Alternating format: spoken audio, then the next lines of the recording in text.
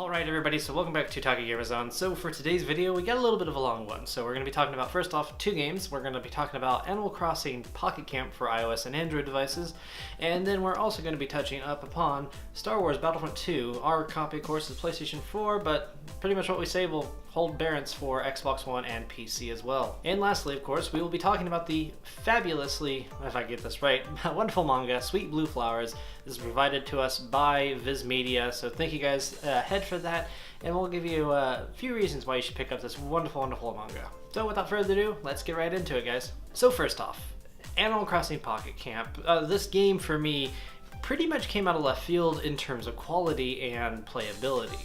Now, when I first heard this was coming out, everybody like me and myself included was ecstatic. We were happy, we were awesomely, infatuated with the idea of being able to play Animal Crossing on the go. Now, if you've had a Nintendo 3DS, you played Animal Crossing New Leaf, you pretty much have an on-the-go version. But for the mass majority of individuals who probably have not invested into a Nintendo handheld console, this is actually an entrance, a way back into being able to play and utilize an Animal Crossing game, but on their mobile phone device. So that in itself is a very, very awesome feature to have. It's awesome to be able to have the ability to just whip out your phone at any point in time and start playing Animal Crossing. It's relaxing, it's soothing, and it brings everything about Animal Crossing that we love and know to the actual mobile device that it's on. Now, for all intents and purposes, no, this is not a truly encompassing Animal Crossing game. This basically just covers the core details of you manage a, former games you managed like a house. New Leaf, you kind of had a house and the larger community as a whole that you managed. This one, though, runs on the premise that you manage a campsite, which you then can invite your animal friends to, and you also, of course, have some customization aspects that has to deal with your camper, which is your house, I guess you could say. But within that, though, you still get the fun interactions with animals, you still get the random requests that they ask you to go find this random item for. Nowadays, though, they're asking for 3, 4, 5, maybe even 6 items at a time, which kind of helps you as a character progress. You get heart points in place of experience to level up and get access to new animals, new clothing, new furniture, and so on. And everything you do kind of just leads into like more and more gains for you as a player. Of course, like other Animal Crossings that introduce kind of multiplayer aspects, you do get multiplayer aspects in this game. You can actually run around and find local players who are actually playing Animal Crossing, whether they're local or global players. And what's fun is everybody can pitch in. You can help each other mine for resources, get awesome stuff. You guys can visit each other's campgrounds, give them kudos on their awesome or cutesy or beautifully mad campsite, and it's fun to kind of explore and get these ideas. It treats itself like a normal Animal Crossing game, but it's of a mobile variety. Unfortunately, yes, that means there are microtransactions that are involved. Everybody loves that M word these days, and frankly speaking, you really don't need an ounce of microtransactions to do much of anything. The game actually throws its paid currency, leaf bucks, if I'm not mistaken what they call them, at you pretty frequently. So it's not like you're out of stock on those or that you're going to be running low. I mean, it happens every time you level up. You get about 10 leaf bucks, already just thrown at you. So it's not too ridiculously stupid. And the game gives you a lot of premium items that will help you either replenish fruit or get bigger fish or bug quantity catches. So it's awesome in that sense that it gives you a lot of accessibility without being too burdened behind a paywall, which most mobile games unfortunately do suffer from. I sort of felt that Super Mario Run was kind of one of those paywall barriers. But for the price of free, you really can't do much worse than getting this game over on iOS or your Android device.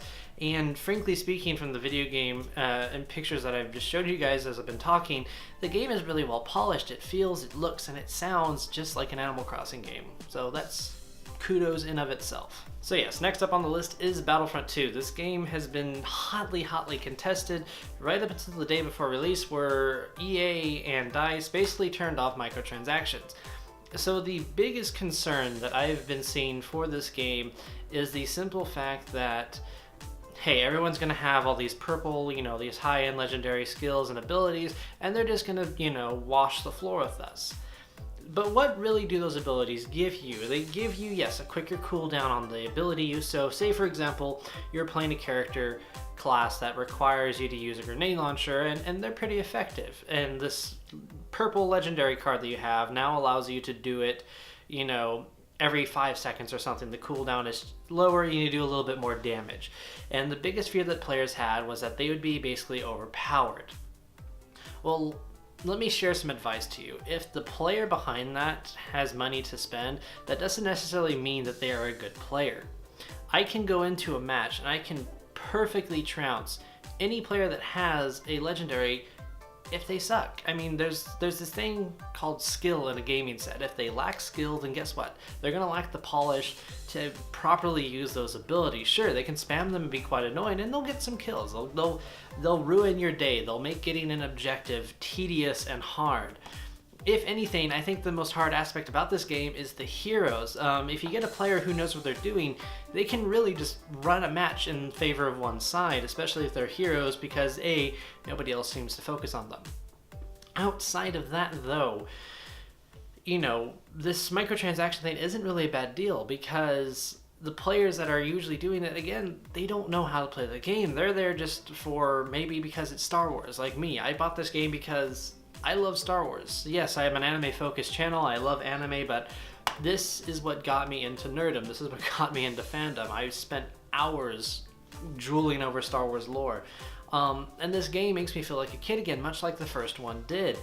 And the game is very well made. Don't let the fear of microtransactions kind of bog you down, because chances are that player is just crap at what they do. And I talked about this in my live stream.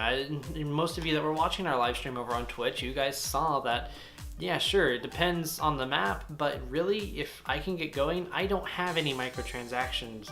I don't have any purple cards or any, you know, special doodads. I just have basic upgraded cards, and it's all about how you use and how you play and knowing map knowledge. So in that of itself, it's not terrible. And the loot boxes, I mean, you get credits every match you play. A trooper box, which is what mainly everybody gets, is a 4,000 credit in game, and you get those credits every match that you play. Even if you open up those boxes too, they have a chance to give you more credits. So it's not like you're not going to be able to get those loot boxes easily. It just takes a little bit of dedication and time and practice. It's much like Overwatch in the sense. Yes, Overwatch has cosmetic loot boxes only, not game-altering ones, but you have to play a lot of matches to get those free loot boxes. Or you can spend 20 or so odd dollars and get 30 or 40. It just depends on the player. And again, it doesn't make them a good player just because they have a purple or a legendary. So really, when I have people that are complaining about that, I'm firsthand experience, unbiased towards this. I don't care about microtransactions. I don't spend money on microtransactions. I play the game because I love the game and it works and plays brilliantly, minus a few lags and loading times here and there, but the game itself is really well polished and I love it. I love the fact that I can be on Starkiller base as the First Order defending against the Resistance, and I feel emboldened, I feel empowered, like I'm an actual trooper of the First Order defending off against the filthy Resistant dogs. And it does it so brilliantly with, you know, sound effects, animations, just everything about the game feels nice. Now, as with all shooters, there's a salty culture of teabagging and, you know, winning emote jokes and stuff, but if you can get past and look all that stuff, this is a really fantastic Star Wars game, and frankly, I'm in favor of supporting it, so take it as you guys will. Turning pages over to manga realm and anime, this manga copy of Sweet Blue Flowers was of course given to us by Viz Media. For those of you that love LGBT and what we call puri or puri Yuri, meaning there's not an obligation of just straight up fan service, the manga and of course anime adaptation of this is brilliant. It's such a sweethearted manga, it's such a sweethearted anime adaptation, and if you loved the manga and anime of the same name, Wandering Sun, this is by the same author. The author focuses on LGBT details that are often left unspoken, especially in Japanese and Asian culture. It's sort of this, you know, much like sexual advertisement and stuff, it's repressed, it's not really promoted as much, but you know, and talked about really. And this manga follows Akira and Fumi. I should turn them because these are the two characters they really focus on. and it explores their relationships, their ups and downs, you know. It's soul crushing to see, you know, these characters going through their daily lives and questioning if they're normal, if what they feel is genuine love, and if society will ever accept them for that. And this manga does it brilliantly. And I first found this anime while digging through Crunchyroll's massive library, which I encourage you guys to do. If you guys are bored, go over to Crunchyroll, browse their library. You're gonna find a gem like Sweet Blue Flowers or Wandering Sun that you'll just absolutely fall in love with and adore. And frankly, for $24.99 US, yes, it's a little bit expensive, and yes, it's only volume 1, but it's a nice tome that's going to get you through a while. I still haven't fully finished this manga. I'm basically just basing what most of my knowledge is from the anime on, and it's a really good piece. The anime, kind of how they have it stylized, it feels like a dream.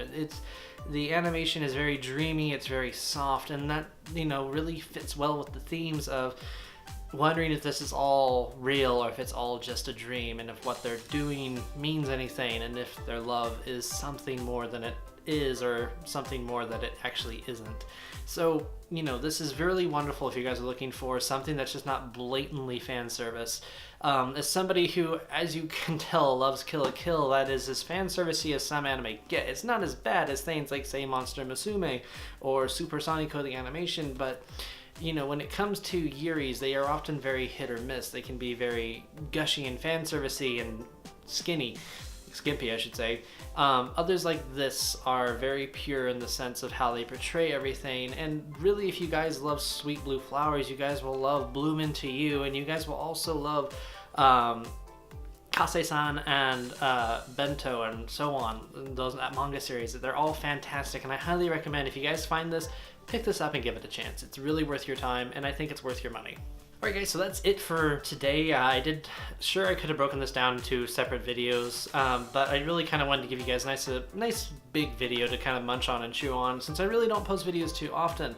I do try to do them every Sunday and Tuesday, but it just depends on timing and so on. But thank you guys again for always watching, coming by. If you would like to pick up anything that I featured, we'll have a link down to Amazon down below. That link supports us directly. It gets us kudos. It gets us more fun Amazon gift card cash, so that way we can go buy something and spend it on either you guys or myself to feature on the website or to give away to you guys.